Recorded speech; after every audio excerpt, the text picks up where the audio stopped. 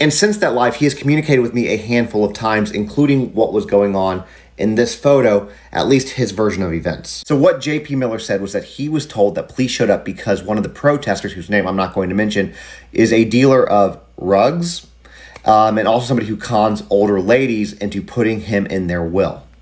Now, he didn't say what specifically, but what he did say was that this individual did something stupid that had police concerned about JP's safety, and that's what this was all about.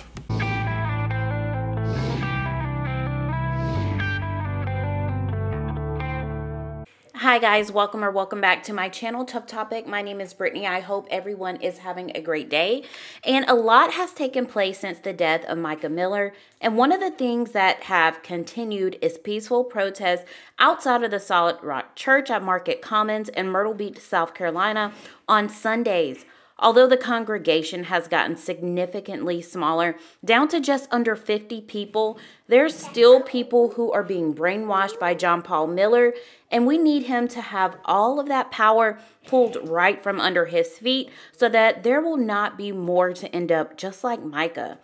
The fight to find justice continues. However, this particular Sunday, police were called to the church around 1 p.m. according to the call log and were on site till about 5 p.m. Justin on TikTok says that he and JP Miller has been in communication, and JP told him that the police were called because of one of the protesters were dealing and conning older women into putting them on their will, and someone did something stupid that made him feel threatened. But according to another creator, Radrev Rob, he says that his wife was actually at that same protest and church actually ended around 11. The only men that were there were former church members and two guys that were just from media.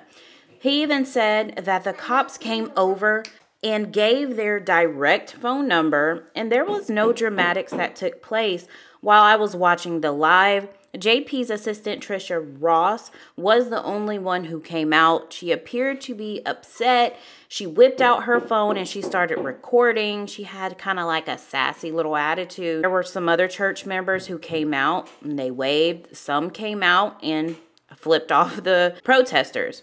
JP was there also, but he was able to escape out the back door. What a coward. It's also been reported that JP's dad, Wayne Miller, was in attendance yesterday, despite all of the controversy surrounding him as well. So, in my opinion, JP actually called the authorities or his assistant to try and make protesters leave because no one was even allowed on the church property. Justin also says that JP is actually relaying messages to him for the public, and I actually don't trust that either. What JP is doing is he's trying to gaslight all of us into thinking that he's the victim and Mica's death has nothing to do with him. He's using creators with a large following like Justin to try to get his narrative across to as many people as possible so that all the heat can be off of him. This somehow has become the JP Miller story and not the Mica Miller story, and that doesn't sit well with me. Anyone who is actually allowing JP to spin this tale of this is what Mica wanted and she was just a sick individual is no longer in Mica's corner, in my opinion. Do not give JP a platform to twist this whole narrative. Lots of people want to hear the truth, and Mica actually spoke her truth before she passed away. She warned us about JP. People need to realize that it can really hurt the family's case more than help if we're allowing JP to turn this into him being the victim. Leaders in the church have even stepped down from positions and actually stepped completely away from the church, except for just a few other members that are very close with JP.